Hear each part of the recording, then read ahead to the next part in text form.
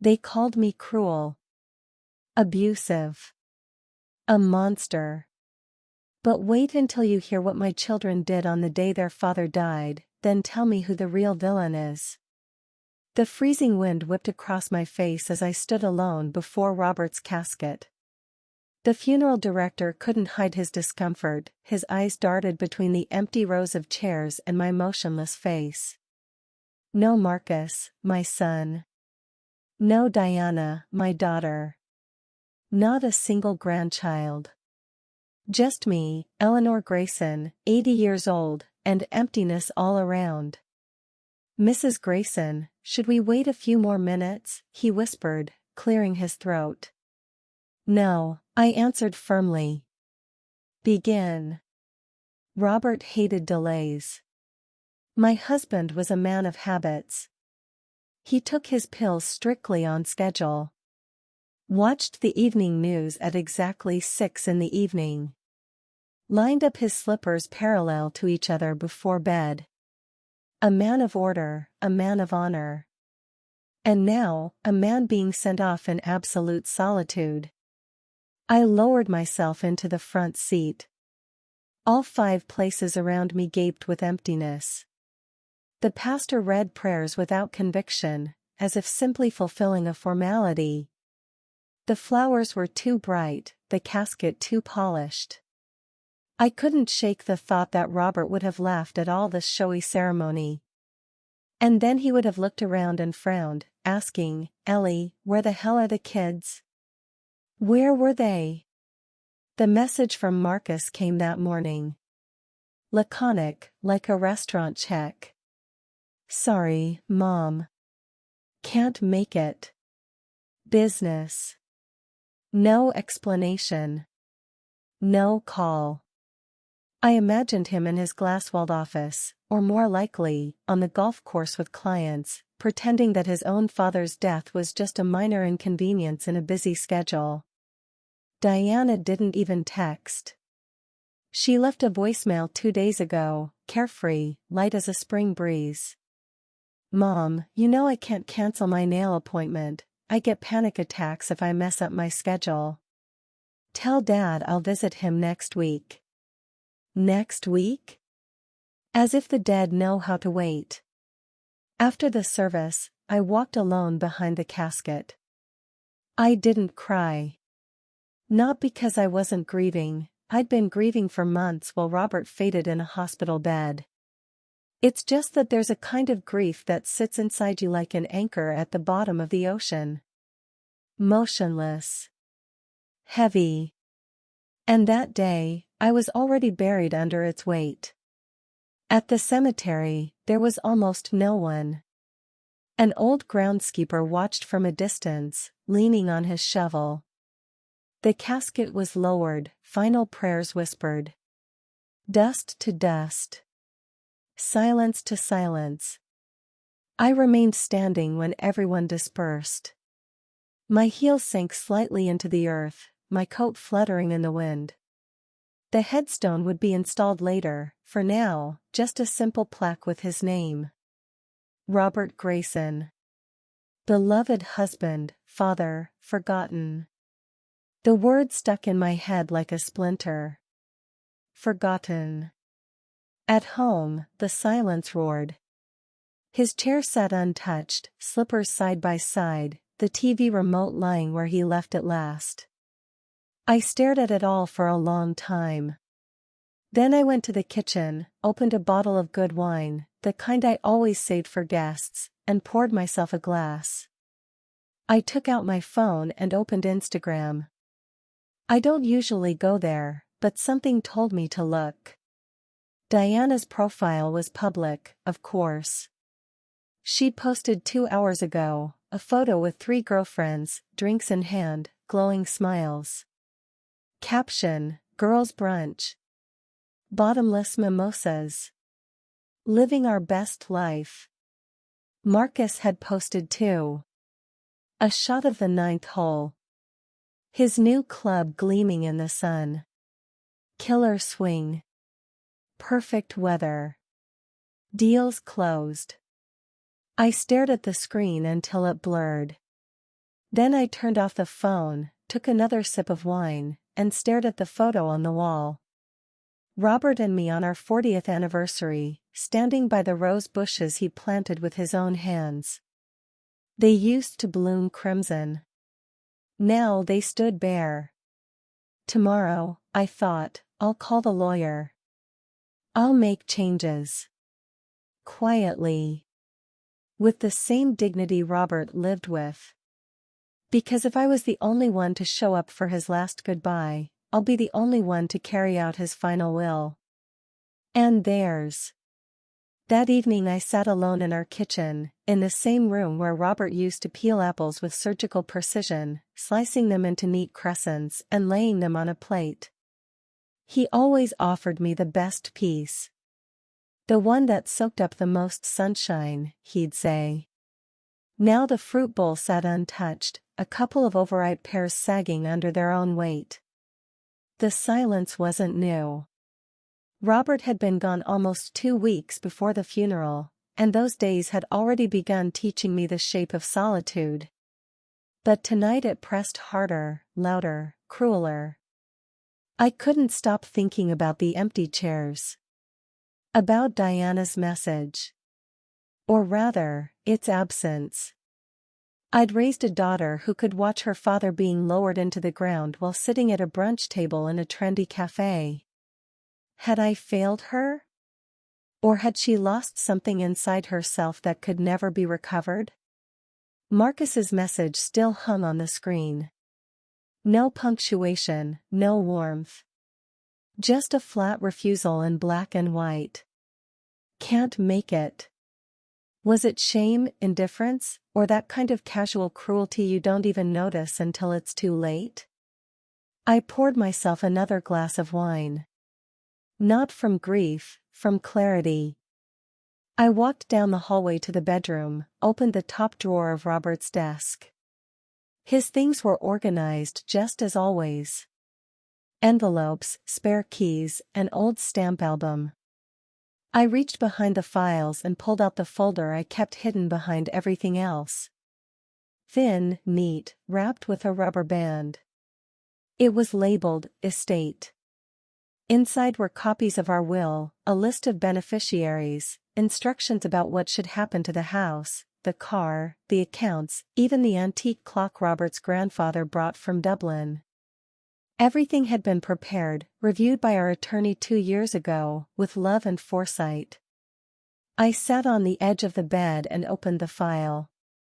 Marcus was listed as co-beneficiary of the main investment account. It held nearly $300,000 accumulated over a lifetime of work and frugal decisions.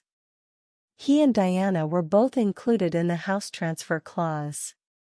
Even the lake cabin, the one they never visited anymore but always asked about when taxes came due, was earmarked for them. I held the pages in my hands, fingers trembling. Not from age, from something deeper. Betrayal has a pulse, and mine was pounding in my ears. I stood and walked to the closet, pulled out a canvas storage bin. Inside were all the old photos. Family reunions, birthdays, holidays. Robert holding the kids when they were small. Me on the porch, laughing. Diana tugging at my sleeve. Marcus asleep in Robert's lap, a book fallen open across his chest. We were once a family. And maybe I'd been too naive to see how far that family had drifted. Maybe love doesn't erode in a storm. Maybe it fades like wallpaper in the sun. Quietly.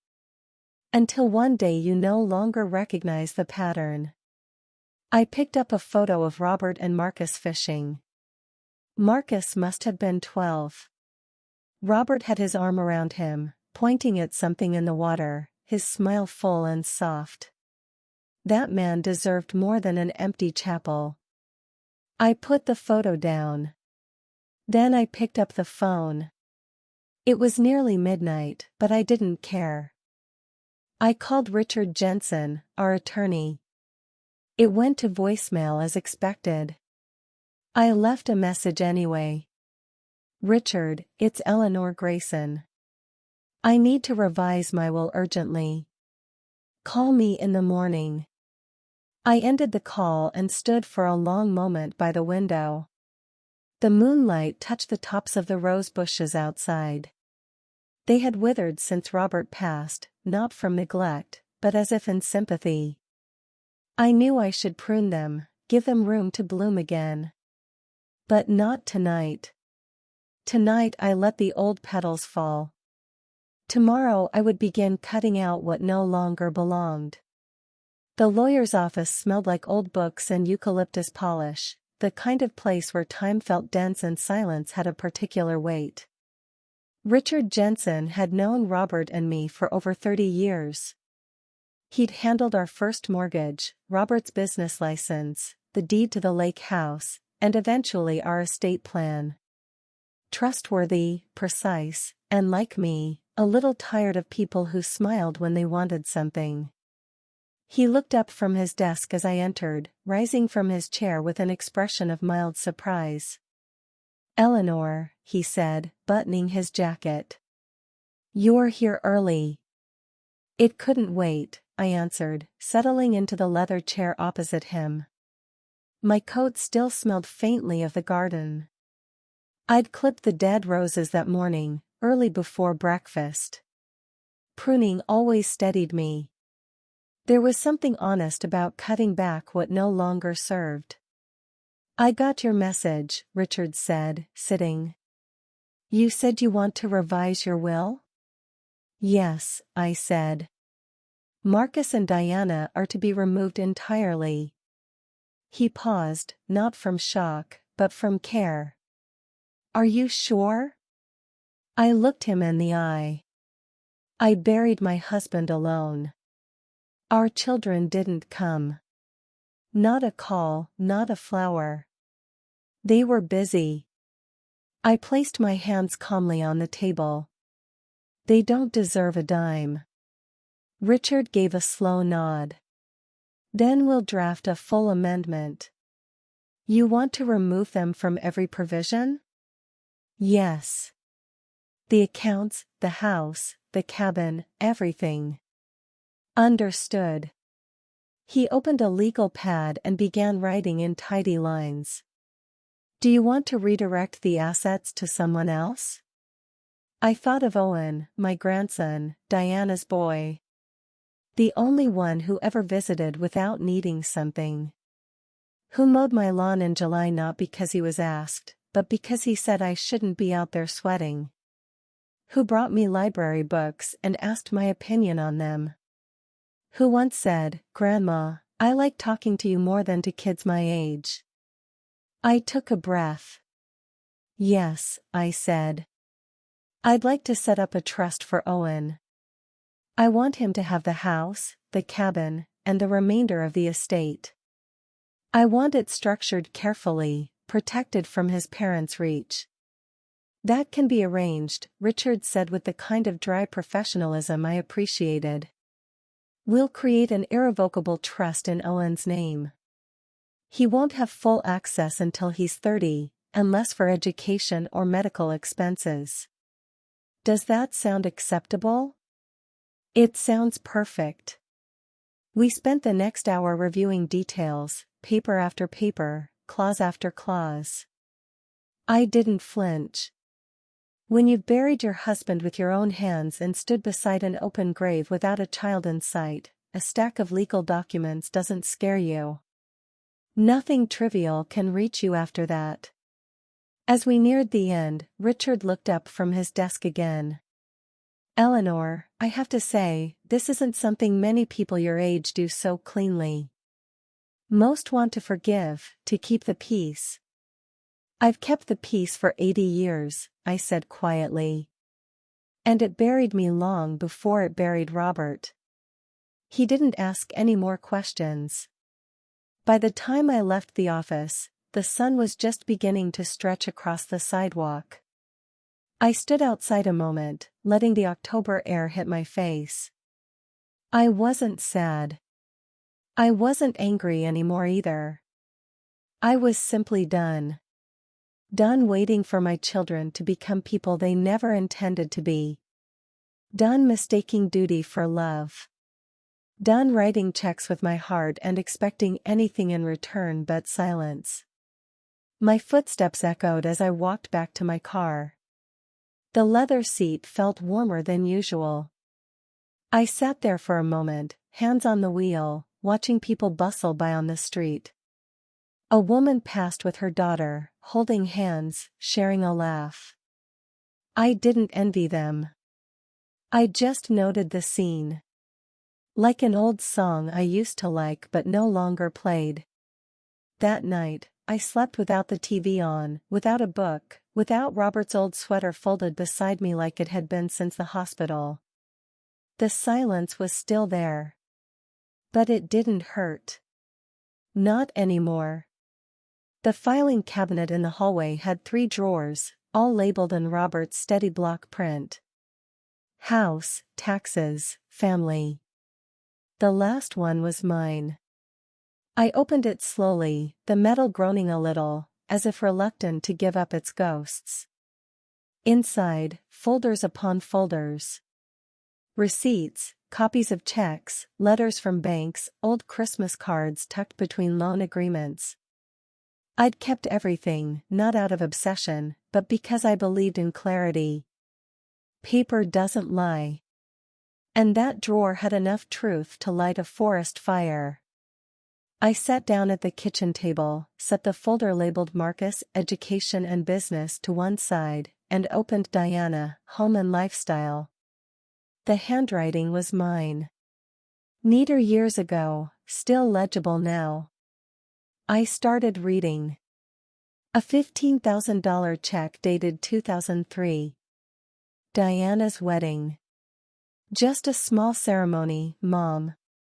We just want a nice venue. That venue had chandeliers, lobster rolls, and a string quartet. A $7,800 transfer.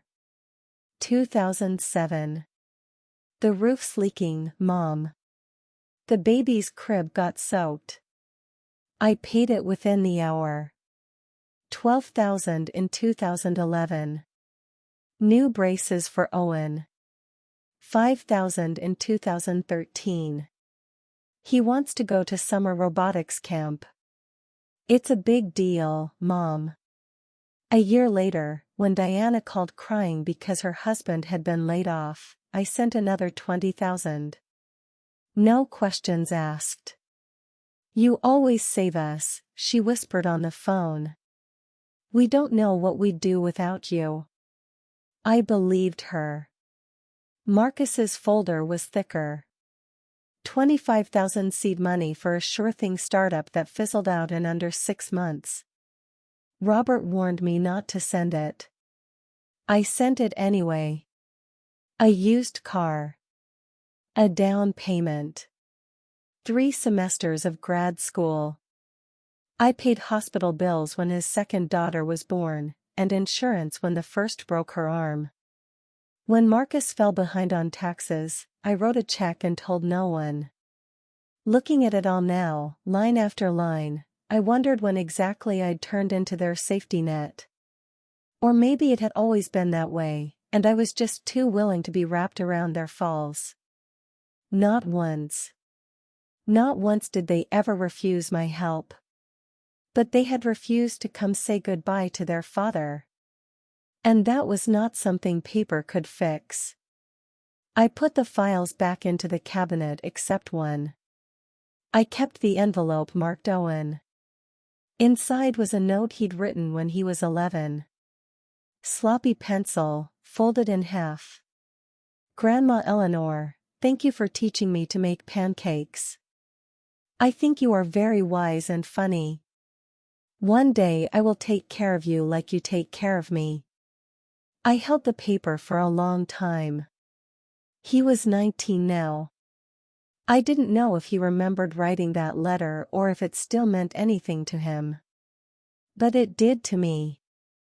I'd meant to be fair, to divide things equally. That's what people say, don't they? Be fair.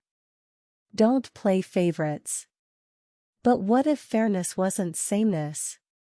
What if fairness meant giving your legacy to the one person who saw you not as a bank, but as a human being? Robert used to say, legacy is not what you leave. It's who you leave it to. I used to think he meant financially. Now I knew he didn't. The house felt smaller that day, not because it had changed, but because I'd started seeing it without the clutter of memory. For years, I'd kept every trinket the kids ever gave me. Handmade cards, macaroni picture frames, glittery mugs. But love isn't in objects. It's in actions. And lately, their actions had all said the same thing. You are useful, not valuable. That afternoon, I packed up 3 cardboard boxes with the kids' old gifts. Not to throw away. Not yet. Just to make space. Space for something else to grow. That night, I didn't drink wine. I didn't need courage anymore. I made tea. Real tea, the kind Robert liked. Loose leaves in a proper pot, steeped just right. I carried it to the living room and sat in the quiet, legs tucked under me, the smell of bergamot soft in the air. And for the first time in a long while, I felt the beginning of peace. The call came just after noon, a voice I hadn't heard in months. Soft, almost tentative. Grandma? Owen. I closed the ledger in front of me. I'd been reviewing utility bills, preparing to close out some services on the lake cabin. The one Marcus never used but always called an asset. It wasn't an asset anymore. Not to him. Hello, darling, I said, careful to keep my voice steady. Everything all right? A pause. Then. I heard about Grandpa. I'm sorry I didn't call sooner. I waited, not because I wanted to punish him, but because I needed to hear whether the next words were genuine. I didn't know he passed until 2 days ago, Owen said quickly. Mom never told me. She said he was sick, but not that he was gone. I sat very still. He passed almost 3 weeks ago, Owen. I know, he whispered. I'm sorry. For a moment, neither of us spoke. I heard something in his silence. Not guilt, grief. The real kind. The kind you can't fake. I wanted to come see you, he added. If that's okay. I exhaled. Of course it's okay. He arrived an hour later. Taller than I remembered, a little unshaven, smelling faintly of clean laundry and stress. He hugged me the way young people do when they're not sure if they're still welcome. One arm slightly unsure, then all in once they realize you don't pull away. I didn't pull away. We sat in the living room. I poured him lemonade and he looked around like the house was both familiar and different. That's how grief feels, I suppose. You recognize everything, but it no longer belongs to the same world. I missed his funeral, he said. And I'll never forgive myself for that. You weren't the one who chose to miss it, I said gently. He looked at me then. Really looked. Did Mom really not come? I nodded once. He said nothing, just stared down at the coaster under his glass, running his thumb along its frayed edge. She told me they had work, he said after a while. That it was handled. I should have known better. You know now. I want to do something, he said, sitting up straighter. For him. For you. Anything. You're doing it, I said. You're here. He looked unconvinced. I hesitated, then rose and returned with a manila envelope. Inside were the trust papers and signed, unfiled, but real. I hadn't brought them to the bank yet.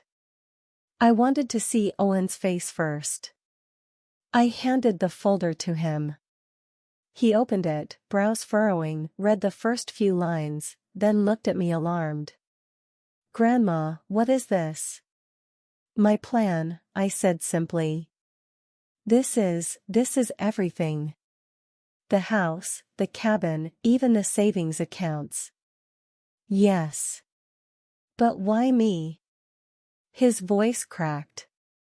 "Why not Mom or Uncle Marcus?" I could have said many things. I could have talked about their absence, their cruelty, their parties and excuses. But I chose a different truth. Because you're the only one who came back without being called. He stared at the papers, then set them down gently as if afraid to break something. "I don't know what to say," he murmured. "You don't have to say anything. Just remember who you are. And remember what love looks like when it's real." His eyes were wet now. He wiped them with his sleeve like he used to when he was a boy and didn't want anyone to see him crying. We sat there for a long time, not speaking, just being. The way Robert and I used to sit in the evenings, two people who didn't need to fill the air with sound to feel close. As he was leaving, Owen turned to me at the door. "If I come over next weekend, could we make pancakes again?" I smiled, full and soft, for the first time in days. "We'll even use the good syrup." Diana showed up the next morning. I knew she would. Not because she missed me, not because she needed comfort, but because I'd stopped answering her messages. She arrived without warning, the tires of her black SUV crunching the gravel too fast, like she was late for something more important. She didn't knock, just walked in like she always used to, like the house still belonged to her in some invisible way. "Mom," she said, dropping her oversized handbag on the hall table. "I've been trying to reach you." I didn't get up. I was folding laundry slowly, deliberately, matching socks like it was the most important task in the world. "I've been busy," I said. She scoffed softly. "Busy with what?" I didn't answer.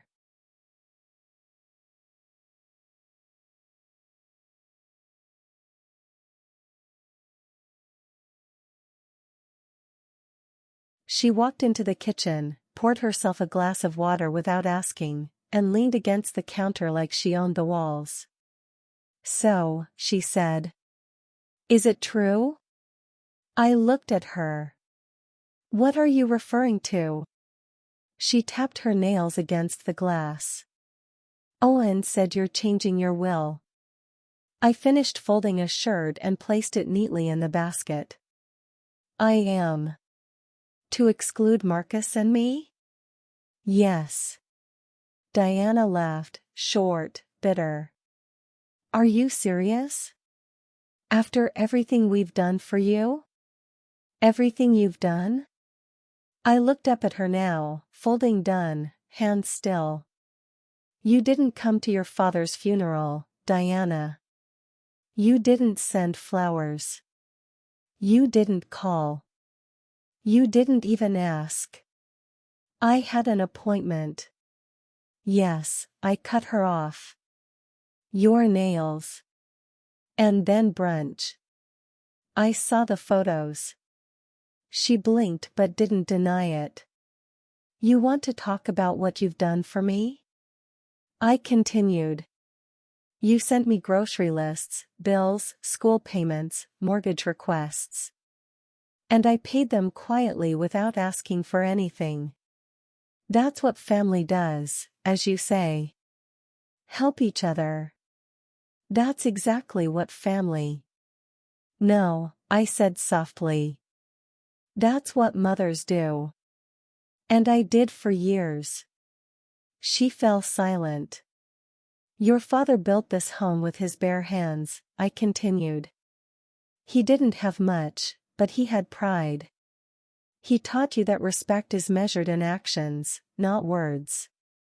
And you couldn't give him 2 hours for a goodbye. That's not fair. Fair? I looked at the floor. So you're really cutting us out? Just like that?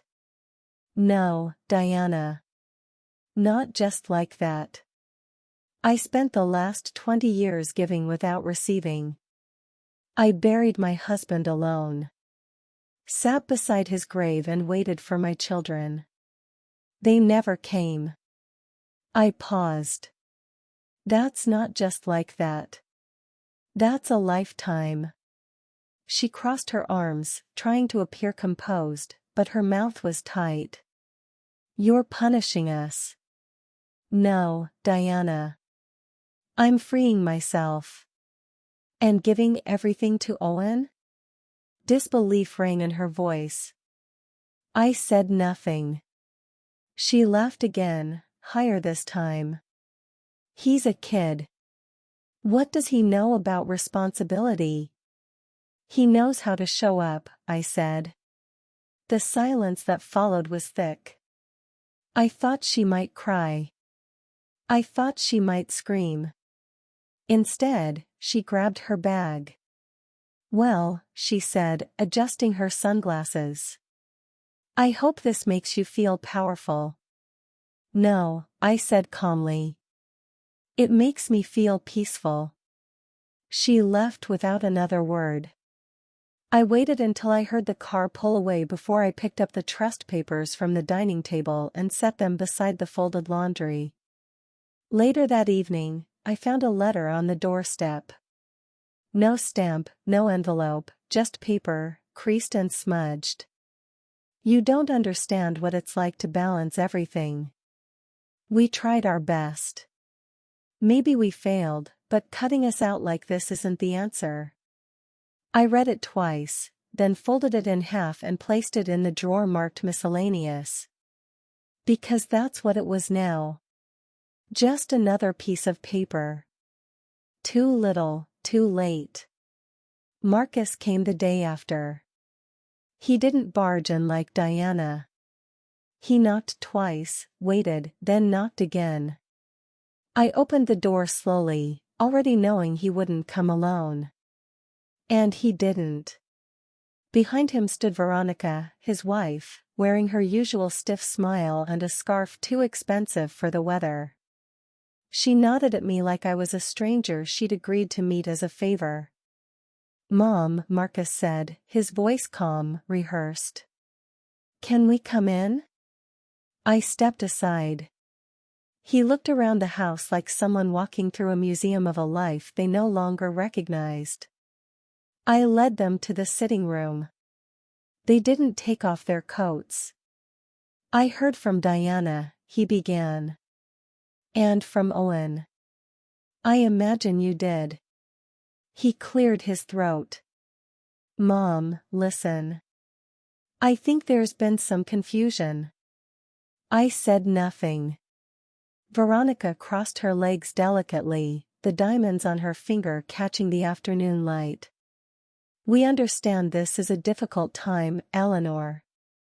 Emotions run high after a loss. I looked at her. You didn't come to his funeral either. She blinked. I had a client dinner. Very important deal. International. Marcus shifted. Mom, listen. I should have called. I should have come, but I didn't know how. No, I interrupted. You thought maybe if you ignored it long enough, it would become someone else's grief. He looked away. I waited, I continued. I sat in a room built by your father's hands, alone, while they lowered him into the ground.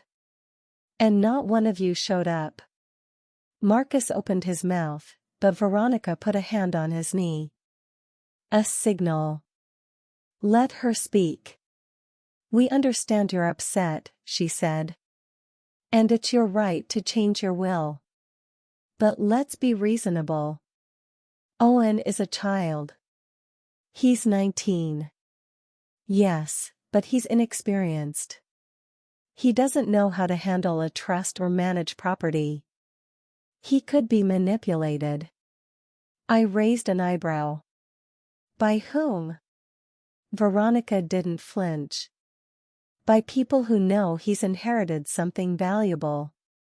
Like you, I thought. Marcus tried again. Mom, I know I've disappointed you. I know I haven't been the best son, but you have to admit this is a bit extreme. No, I said softly. What's extreme is abandoning your father. What's extreme is living your life as if the people who raised you are disposable. He swallowed hard. So that's it. You're just cutting us off. You cut yourselves off. I'm just acknowledging the fact. Veronica stood. This could get complicated, Eleanor. Legally. I met her gaze. It won't. The paperwork's clean. My lawyer's good. And I've had time to think. Marcus looked older than I remembered. Thinner at the temples, eyes hollow. I thought you forgave people. I do, I said. But forgiveness doesn't mean access. They didn't argue after that. They stood, thanked me with forced politeness, and left. Only after the door closed did I feel the tremor in my hands. Not fear, not doubt. Release. I sat by the window for a long time, watching the last light bleed out of the sky. The roses were almost bare now. Winter was close. Robert would have said, they'll bloom again. And they would, but not for everyone. Passed after Marcus's visit when the storm began. Not the kind of storm you can see through a window, the kind that unfolds in phone screens, in comments, in the endless scroll of strangers' rage. Patricia Donovan, my neighbor, knocked around 5 in the evening. In her hands was a tin of lemon shortbread and that expression people wear when bringing bad news. Ellie, she said as soon as I opened the door. You need to see something. We sat at the kitchen table. She pulled out her phone, one of those big ones people with bad vision use, and turned the screen toward me. A video was playing. Marcus sat in his car, camera pointed at his face. He looked tired. Worn down. Hair disheveled, shirt wrinkled. Behind him, a parking lot of some shopping center. His voice trembled. I don't know where to begin. This is hard for me. He paused, ran a hand over his face. My mother, who is 79 years old, just cut me and my sister out of the will. Completely. Without conversation. Without warning. He looked directly at the camera, eyes glistening. We lost our father 3 weeks ago. It was devastating. But instead of holding together as a family, our mother decided to punish us. For what? For having lives? For having obligations? His voice grew quieter, more intimate. I'm not perfect. I know that. But I'm her son. And she's using financial control to manipulate us at the most vulnerable moment of our lives. This is elder abuse. This is toxic. And this is wrong. The video ended. I slowly pushed the phone away. How many people have seen this? Patricia frowned. 2.3 million in 2 days. I felt something tighten in my chest. Not fear, something else. Something between fury and amazement. There's more, Patricia said quietly. She scrolled down to the comments. At RebelMom47, OMG poor guy. Elderly people can be so manipulative. At Truthseeker 2024, this is classic narcissistic parent. Cutting off children is financial abuse. At Jessica Loves Life, my parents did the same thing. Toxic boomers can't let go of control even after death. At Family First 88, he should sue. This is clear elder abuse, she's obviously not in her right mind. I read until the letters began to swim. Ellie, Patricia said softly. Breathe. I set the phone on the table. He's lying. I know. He's making me out to be a monster. I know, dear. And 2 million people believe him. Patricia took my hand. The truth will come out. It always does. But that night, lying in the dark, I wasn't sure. The next morning I learned that Diana had launched a campaign too. She'd created a GoFundMe page. The headline was in capital letters, "Help US Fight Our Abusive Mother in Court." Below it was a photo of all of us together, an old one, about 10 years ago, at Christmas. Everyone smiling. We looked like the perfect family. The description was written like a victim's manifesto. Our mother, an elderly woman going through grief, has made a devastating decision to cut her children out of our late father's will. She's acting from a place of pain, but her actions are causing irreparable harm to our family. We want to fight for what's right, not for money, but for justice. But legal costs are enormous. Any help is appreciated. Goal, $50,000. Raised in the first day, $8,300. I closed the laptop and sat in the kitchen in absolute silence. The phone rang. Unknown number. I answered without thinking. You should be ashamed, a woman's voice hissed. Cutting off your children like that. You're a monster. She hung up before I could respond. Another call. Different number. I hope you die alone, you old witch. I turned off the phone. Then sat there, hands shaking, staring at the device like it was a living creature that had betrayed me. A knock at the door. I didn't want to open it. But I did. On the porch stood Owen. Face pale, eyes red. Grandma, he whispered. I saw everything. He hugged me tight. And I finally cried. We sat in the living room, and Owen showed me everything on his phone. Marcus's video was everywhere, on every platform imaginable. Someone had made a clip with dramatic music. Someone else added Spanish subtitles. Uncle Marcus even gave an interview to the local news station, Owen said quietly. They aired it yesterday evening. He played the clip. Marcus sat across from an anchor, a woman with perfectly styled hair and a sympathetic head tilt. Mr. Grayson, how shocking was this for you? She asked. Devastating, Marcus answered, shaking his head. We just lost our father. And now we're losing our mother too. Not physically, but emotionally. She's become someone we don't recognize. And she did this without warning? No warning at all. We found out from our nephew. Imagine learning you've been cut out of a will not from your own mother, but secondhand. The camera zoomed in on his face. One tear. Perfectly placed. I turned off the video. He cried on command, I said flatly. I know, Owen said. I see it too. He paused, then looked at me.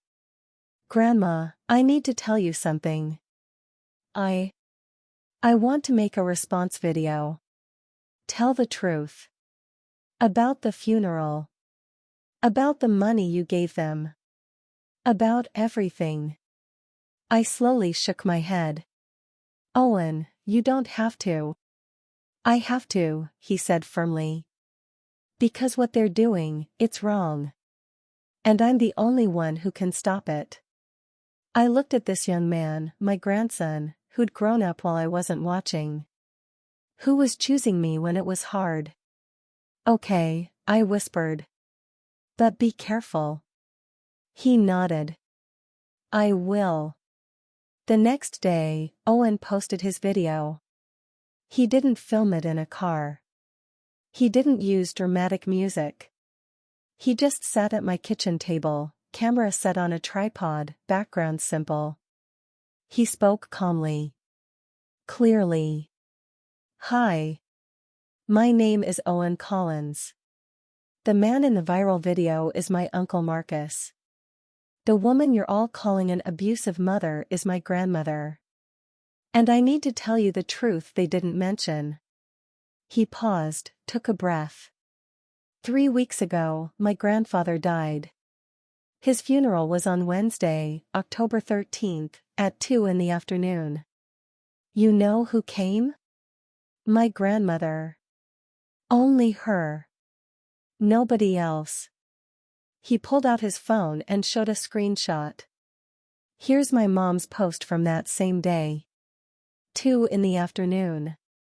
She's at a restaurant. With girlfriends. Caption, living our best life. While my grandmother was burying her husband. Alone. Another screenshot. Here's my Uncle Marcus.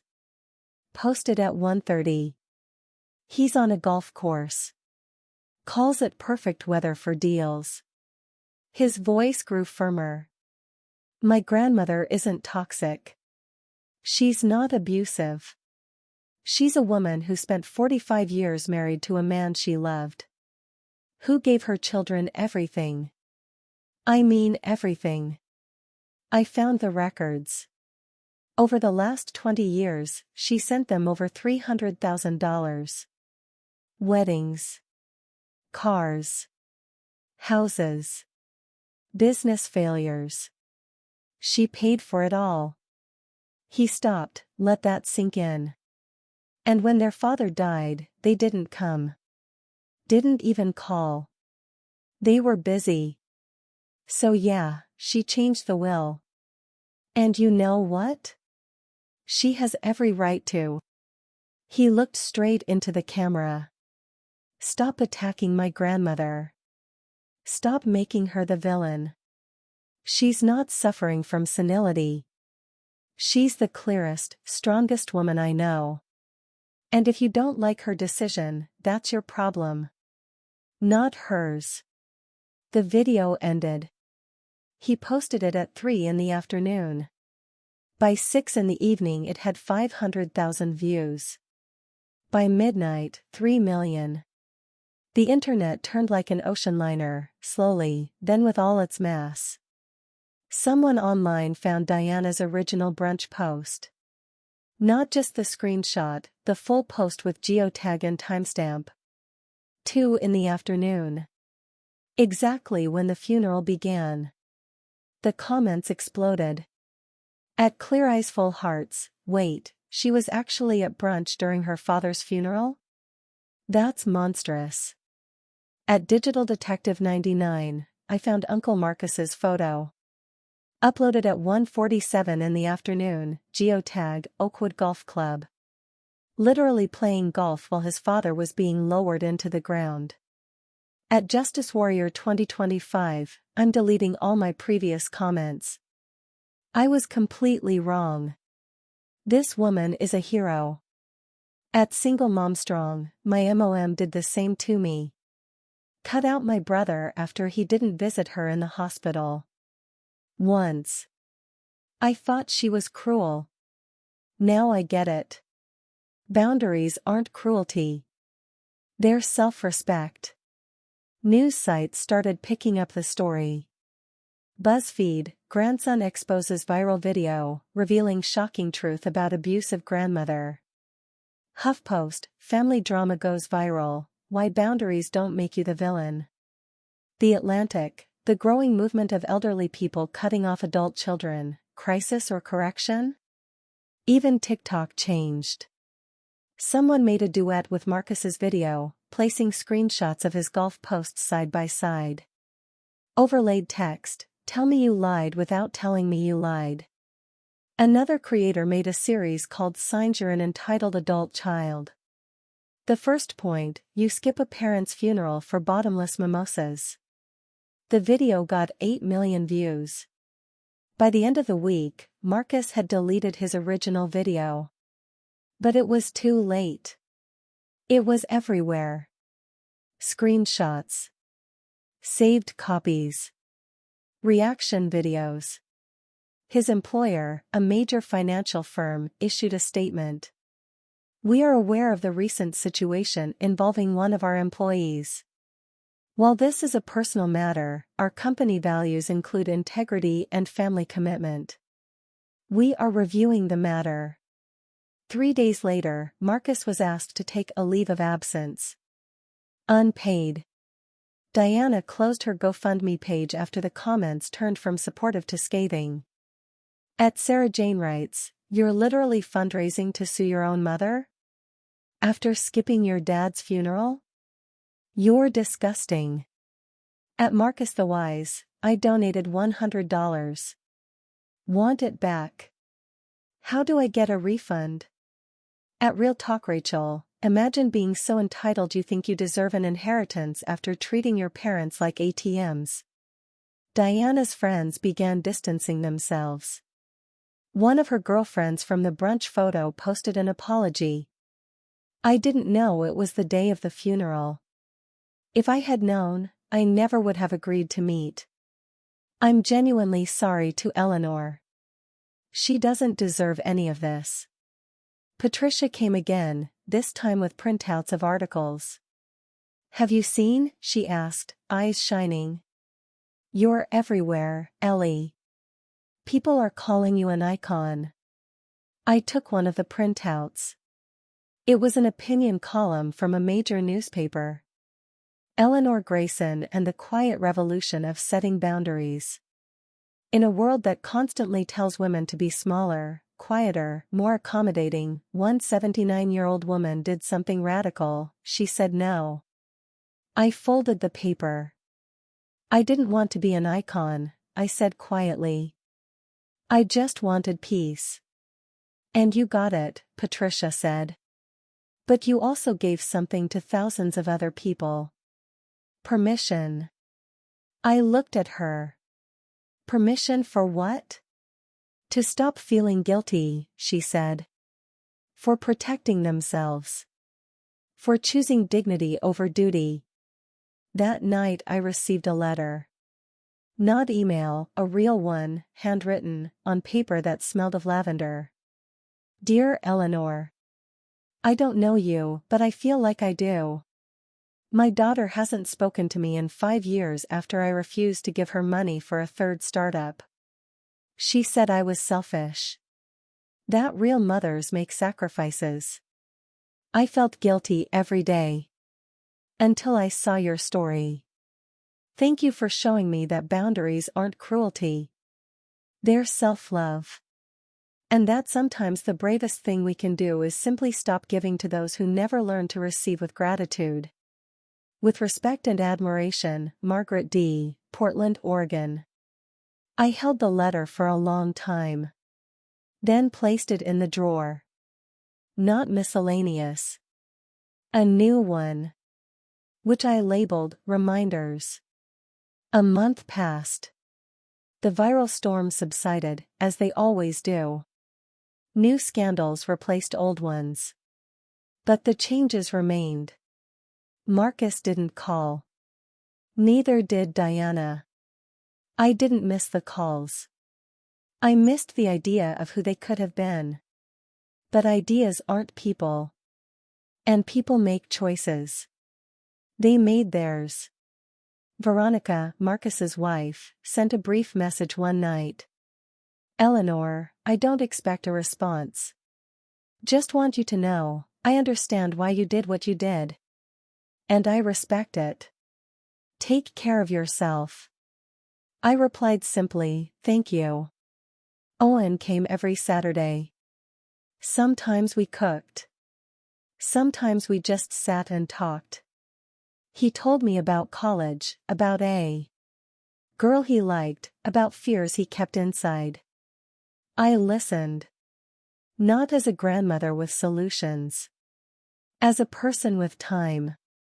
One day, sitting on the back porch, he said, "You know what's the strangest thing about all this?" "What?" I thought it would tear the family apart. But actually, it just showed that the family was already torn. Nobody wanted to admit it. I looked at the sunset. Sometimes truth waits until you're ready to see it. He nodded.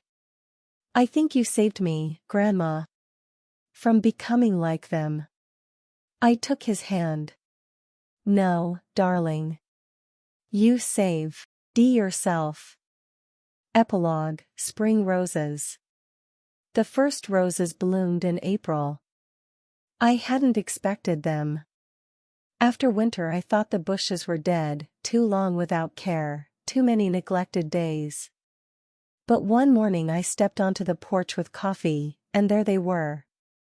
Not red, like before. Pale pink. Soft. New. Owen helped me plant a few more bushes that day. We worked in silence, hands in the earth, sun warm on our backs. The house behind us no longer felt empty. It felt like a promise. Owen was moving in for the month. Not forever, just for the summer, to do some repairs, start the garden as he'd planned. Then back to college in the fall. But he'd always come back. I knew that. Richard Jensen called in May with a final update. "The trust is registered, Eleanor. Everything's in place. No loopholes. No appeals." "Thank you, Richard." "You're welcome." A pause. "May I say something off the record?" "Of course. You did the right thing. Not the fair thing, not the popular thing. The right thing." After we hung up, I walked to the bedroom and opened the drawer where I kept Robert's old letters. I pulled out the last one he'd written me. Before the hospital. Before everything else. "Ellie. If you're reading this, I'm gone. But you're not. And I want you to promise me something. Live for yourself. Not for the kids. Not for me. For yourself. You've given enough. Now take something back. Even if it's just peace. Especially if it's peace. You deserve to bloom, Ellie. Even at the end. Asterisk always. Robert." I folded the letter and pressed it to my chest. "I'm blooming," I whispered. "I promise." In July I received an invitation to speak at a local event, something about elderly empowerment and financial independence. I didn't want to go. I wasn't a speaker. I wasn't an activist. But Owen insisted. "Grandma, people want to hear from you. Not as a viral sensation. As a person." I agreed. The hall was small. Maybe 50 people. Most women my age. A few men. A couple of young people with notepads. I stood behind the podium, hands trembling slightly. But when I began to speak, the words came easily. "I'm not special," I began. "I'm just a woman who got tired of being invisible. Tired of giving until there was nothing left. Tired of apologizing for setting boundaries." I paused. My story went viral not because it's unique. It went viral because it's familiar. How many of you have given more than you received? How many of you felt guilty for saying no?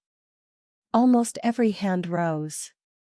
Here's what I want you to know, I said quietly. Choosing yourself isn't selfish. It's survival. And if people call you cruel for protecting your peace, let them talk. Because those who truly love you will never ask you to disappear so they can feel comfortable. The applause was loud. Long. Afterward, 3 women approached me. One hugged me and cried. Thank you, she whispered. You gave me permission to leave. I held her while she wept. It's November again now. A year has passed since Robert's funeral. A year since the day I stood alone at his grave and decided to change everything. This morning I went back there. Not alone. Owen came with me. We brought flowers, fresh, bright. The same pale pink roses that now grow in the garden. We stood in silence by the headstone. Robert Grayson. Beloved husband, father, grandfather remembered with love. Do you think he's proud? Owen asked quietly. I smiled. I think he's laughing. Saying it took me long enough. We laid the flowers and stood for another minute. Then turned to leave. As we walked back to the car, Owen said, Grandma, I want to show you something. He pulled out his phone and opened a message. Hi Owen. It's your mom. I don't know what to say except I'm sorry. For everything. I don't expect forgiveness. Just wanted you to know. I read it twice. What did you answer? I asked. Nothing yet, he said. I wanted to ask you first. I looked at him. This kind, thoughtful young man who had learned what it means to love without expecting the same in return. Owen, I said softly. That's your decision. Not mine. I set my boundaries. Now you need to set yours. He nodded slowly. I think I'll just tell her that I need time. That's honest, I said. We drove home in comfortable silence. When we returned, the house smelled of fresh bread. Owen had baked it that morning, wanted to surprise me. We sat at the table, and he cut the bread into thick slices. Spread butter we'd made the week before from cream from the local farm. You know what I'm thinking? Owen said, chewing. What? I think Grandpa left a bigger legacy than money or houses. He left you the strength to do hard things. And you left me the same. My eyes welled with tears. You're wiser than many people twice your age. I had a good teacher. That night I wrote a final entry in the journal, the one I'd started keeping after everything happened. November 3, 2025. A year ago I buried my husband alone. Today I'm not alone. I've learned that family isn't blood. It's choice. It's showing up. It's seeing someone not for what they can give, but for who they are. I've learned that forgiveness doesn't mean forgetting. That boundaries are love in a different form. That peace doesn't come from pleasing everyone. It comes from honoring yourself. And I've learned that even in the darkest winter, roses can still bloom. You just have to give them space. Robert, if you're reading this from somewhere out there, know this, I'm okay. More than okay. I'm finally free. And the garden is blooming again. I closed the journal and set down the pen. Outside, the first stars began to appear. I stood, walked to the window, and looked at the garden. At the roses that survived. At the new ones Owen and I planted together. At the lake house in the distance, where one day he'd build something of his own. Something good. This wasn't an ending. This was the beginning of something I wasn't building for someone else. I was building it for myself. And God, how it bloomed. The end. If this story touched something in you, share it. Tell someone who needs the reminder that choosing yourself isn't selfishness. It's survival. And that it's never too late to begin again.